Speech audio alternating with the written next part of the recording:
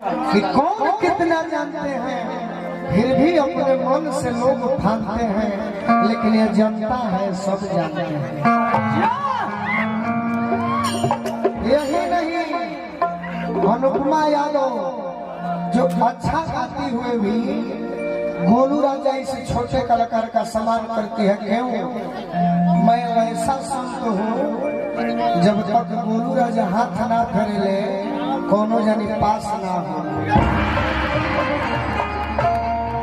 तो 3 दिन के जोगी सोहर गावा दोसरा के पूंजी पर धनिक ना बनल जाला। चेयरमैन साहब आप बुलाए हैं तो कलाकारों को आप आदेश दीजिए कि भोजपुरी यानी बहुत कुछ तो कही के तरी सोहर गावा, पूर्वी गावा, निर्गुण गावा, भैरवी गावा।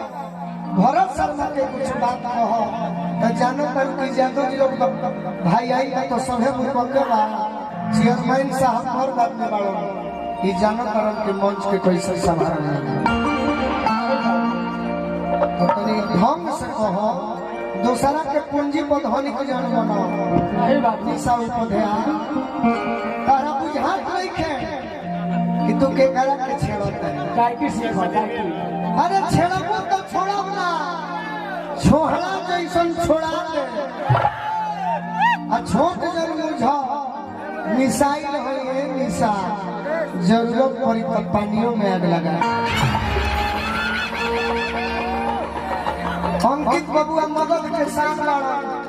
अंकित से कहो कि तहरा शरण में रहे को होखे तो पीकू के शरण में रहो, गुंजन सिंह के शरण में रहो, शारदा सिन्हा के शरण में रहो, खेसारी लाल के शरण में रहो, मालिनी अवस्थी के शरण में रहो।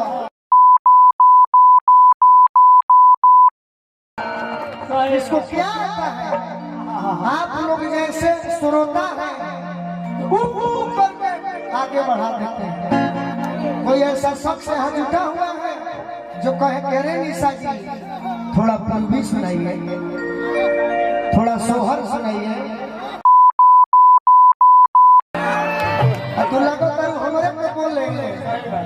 उसके पिताजी आए हुए हैं सम्मान करते हैं, उसके भाई आए हुए हैं शैलेंद्र अगर करना होगा।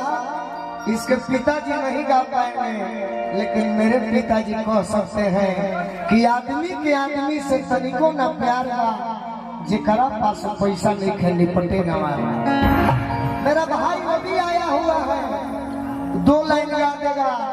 मनोज ठाकुर आए हुए हैं, 2 लाइन गा देंगे। ये लोग केवल बिजनेसमैन है।